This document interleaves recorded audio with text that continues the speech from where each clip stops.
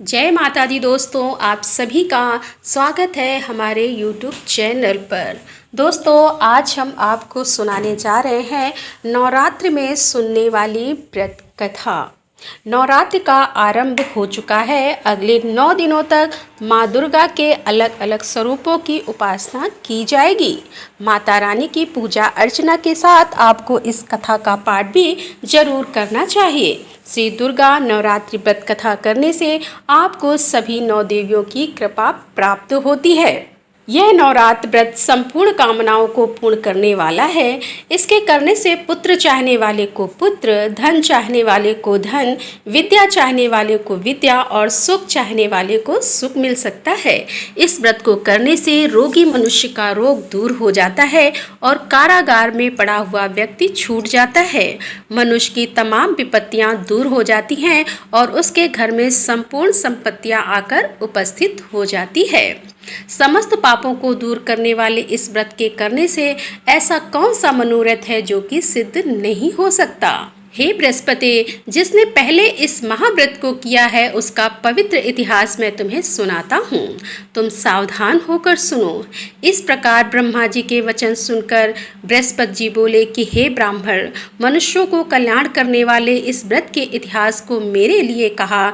मैं सावधान होकर सुन रहा हूँ। आपकी शरण आए हुए मुझ पर कृपा करो। ब्रह्मा जी बोले कि पीठत नाम के मनोहर नगर में एक अनाथ नाम का ब्राह्मण रहता था। वह भगवती दुर्गा का भक्त था। उसके संपूर्ण सद्गुणों से युक्त मानो ब्रह्मा की सबसे पहली रचना हो। ऐसी यथार्थ नाम वाली सुमति नाम की एक अत्यंत सुंदर कन्या पैदा हुई।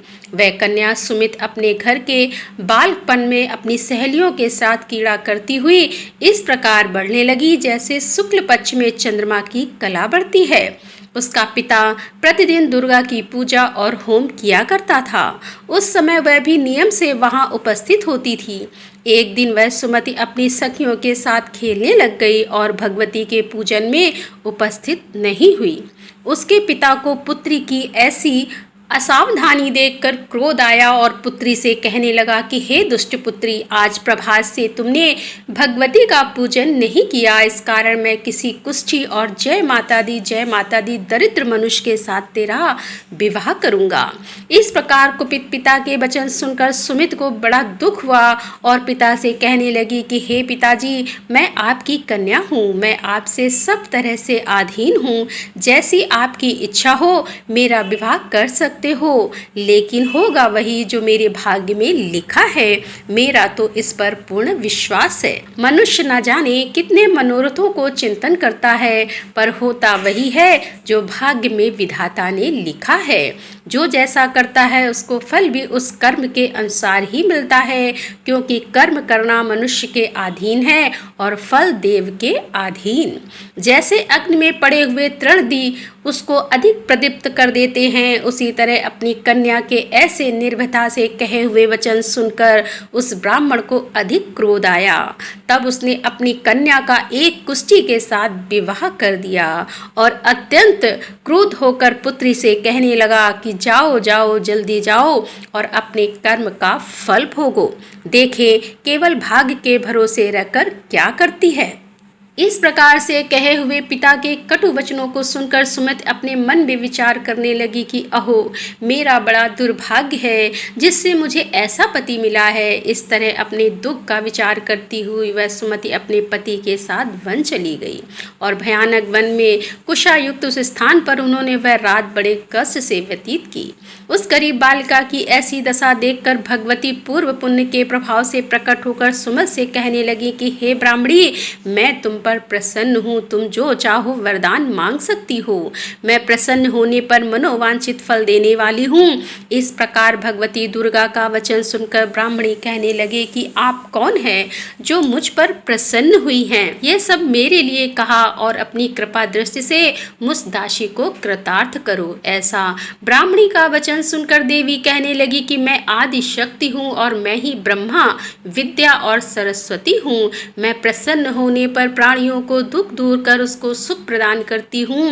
हे ब्राह्मणी, मैं तुम पर तेरे पूर्व जन्म के पुण्य के प्रभाव से प्रसन्न हूँ। तुम्हारे पूर्व जन्म का वृतांत सुनाती हूँ, सुनो। तू पूर्व जन्म में निषाद यानी भील की स्त्री थी और अति पतिव्रता थी। एक दिन तेरे पति निषाद ने चोरी की और चोरी करने के कारण तुम दोनों को सिपाहियों ने पकड़ लिया और ले जाकर जेल खाने में कैद कर दिया। उन लोगों ने तेरे और तेरे पति का भोजन भी नहीं दिया। इस प्रकार नवरात्र के दिनों में तुमने ना तो कुछ खाया और ना जल ही पिया, इसीलिए 9 दिन तक नवरात्र का व्रत हो गया। हे ब्राह्मणी, उन दिनों जो व्रत हुआ उस व्रत के प्रभाव से प्रसन्न होकर तुम्हें मनोवांछित वस्तु दे रही हूँ। तुम्हारी जो इच्छा हो सो मांगो। इस प्रकार दुर्गा के कहे हुए वचन सुनकर ब्राह्मणी बोली कि अगर आप मुझ पर प्रसन्न हैं तो हे दुर्गे, आपको प्रणाम करती हूँ। कृपा करके मेरे पति के कोढ़ को दूर करो। देवी कहने लगी कि उन दिनों जो तुमने व्रत किया था उस व्रत के एक दिन का पुण्य अपने पति का कोढ़ दूर होने के लिए अर्पण करो। मेरे प्रभाव से तेरा पति कोढ़ से रहित और सोने के समान शरीर वाला हो जाएगा। ब्रह्मा जी बोले। इस प्रकार देवी का वचन सुनकर ब्राह्मणी बहुत प्रसन्न हुई और पति को निरोग करने की इच्छा से ठीक है ऐसे बोली। तब तक उसके पति का शरीर भगवती दुर्गा की कृपा से कुष्ठहीन होकर अति कांति युक्त हो गया, जिसकी कांति के सामने चंद्रमा की कांति भी क्षीण हो जाती है। वह ब्राह्मणी पति की मनोहर देह को देखकर देवी को अति पराक्रमी वाली समझ कर स्तुति करने लगी कि हे दुर्गे, आप दुर्गत को दूर करने वाली, तीनों जगत का संताप हरने वाली, समस्त दुखों को दूर करने वाली, रोगी मनुष्य को निरोग करने वाली और प्रसन्न होने पर मनोवांछित वस्तु को देने वाली और दुष्ट मनुष्य का नाश करने वाली हो। तुम ही सारे जगत की माता और पिता हो। हे अम्बे, अपराध रहित अबला की मेरे पिता ने कुष्ठ के साथ विवाह कर मुझे घर से निकाल दिया। उसकी निकाली हुई मैं पृथ्वी पर घूमने लगी। आप ही मेरा इस आपत्ति रूपी समय से उद्धार किया है। हे देवी, आपको बारंबार प्रणाम करती हूँ, मुझ दीन की रक्षा करो। ब्रह्मा जी बोले कि हे बृहस्पति, इसी प्रकार उस सुमत ने मन से देवी की बहुत स्तुति की। उससे की हुई स्तुति सुनकर देवी को बहुत संतोष हुआ और ब्राह्मणी से कहने लगी कि हे ब्राह्मणी, तुम्हारे उदायल नाम का एक अति बुद्धिमान, धनवान, कीर्तिमान और जितेंद्रीय पुत्र शीघ्र होगा। ऐसा कहकर वह देवी उस ब्राह्मणी से फिर कहने लगी कि हे ब्राह्मणी, और जो कुछ तेरी इच्छा हो वही मनोवांछित वस्तु मांग सकती हो। ऐसा भगवती दुर्गा का वचन सुनकर सुमति बोली कि हे भगवती दुर्गे, अगर आप मेरे ऊपर प्रसन्न हैं तो कृपा कर मुझे नवरात्र की विधि बताइए। हे दयावती, जिस विधि से नवरात्र व्रत करने से आप प्रसन्न होती हैं उस विधि और उसके फल को मेरे लिए विस्तार से वर्णन करें।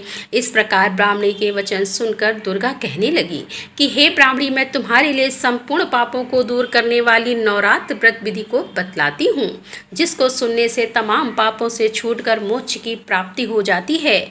आश्विन मास के शुक्ल पक्ष की प्रतिपदा से लेकर 9 दिन तक विधि पूर्वक व्रत करें। यदि दिन भर का व्रत ना कर सके तो एक समय का भोजन करें। पढ़े लिखे ब्राह्मणों से पूछकर घट स्थापना करें और वाटिका बनाकर उसको प्रतिदिन जल से सींचे। महाकाली, महालक्ष्मी और महासरस्वती की मूर्तियां बनाकर उसकी नित्य विधि सहित पूजा करें और पुष्पों से विधि पूर्वक अर्घ्य दें। बिजौरा के फूल से अर्घ्य देने से रूप की प्राप्ति होती है। जायफल से कीर्ति, दाग से कार्य की सिद्धि होती है और आंवले से सुख और केले से भूषण की प्राप्ति होती है। इस प्रकार फलों से अर्घ देकर यथाविधि हवन करें। खांड, घी, गेहूँ, शहद, जौ, तिल, बिंब, नारियल, दाक और कदम्ब इनमें से हवन करें। गेहूँ होम करने से लक्ष्मी की प्राप्ति होती है। खीर व चंपा के पुष्पों से धन और सुख की प्राप्ति होती है। आंवले से कीर्ति और केले से पुत्र हो। कमल से राज सम्मान और दुखों से सुख संपत्ति की प्राप्ति होती है। व्रत करने वाला मनुष्य इस विधान से होम कर आचार्य को अत्यंत नम्रता के साथ प्रणाम करे और यज्ञ की सिद्धि के लिए उसे दक्षिणा दे। इस महाव्रत को पहले बताई हुई विधि के अनुसार जो कोई करता है उसके सब मनोरथ सिद्ध हो जाते हैं।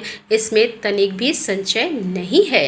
इन 9 दिनों में जो कुछ दान आदि दिया जाता है उसका करोड़ों गुना फल मिलता है। इस नवरात्र के व्रत करने से ही अश्वमेध यज्ञ का फल मिलता है।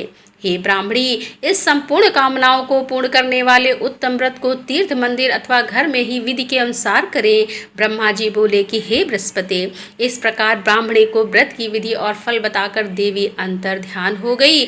और जो मनुष्य या स्त्री इस व्रत को भक्ति पूर्वक करता है वह इस लोक में सुख पाकर अंत में दुर्लभ मोक्ष को प्राप्त होता है। हे बृहस्पति, यह दुर्लभ व्रत का महात्म्य मैंने तुम्हारे लिए बतलाया है। ऐसा ब्रह्मा जी के वचन सुनकर बृहस्पति जी आनंद के कारण रोमांचित हो गए और ब्रह्मा जी कहने लगे कि हे ब्रह्मा जी, आपने मुझ पर अति कृपा की जो अमृत के समान इस नवरात्रि व्रत का महात्म्य सुनाया है। हे प्रभु, आपके बिना और कौन इस महात्म्य को सुना सकता है। ऐसे बृहस्पति जी के वचन सुनकर ब्रह्मा जी बोले कि हे बृहस्पति, तुमने सब प्राणियों का हित करने वाले इस अलौकिक व्रत को पूछा है, इसीलिए तुम धन्य हो। यह भगवती शक्ति संपूर्ण लोगों का पालन करने वाली है। इस महादेवी के प्रभाव को कौन जान सकता है। बोलो जगदम्बा मात की जय, बोल दुर्गा मैया की जय। तो दोस्तों, कैसी लगी आज की ये कथा? यदि कथा पसंद आई हो तो वीडियो को लाइक ज़रूर कर दें और हमारे चैनल पर यदि आप पहली बार आ रहे हैं तो इस चैनल को सब्सक्राइब कर लें। तो दोस्तों, मिलते हैं अगले वीडियो के साथ। तब तक के लिए राधे राधे, जय श्री कृष्णा, जय माता दी, हर हर महादेव, जय भोलेनाथ की।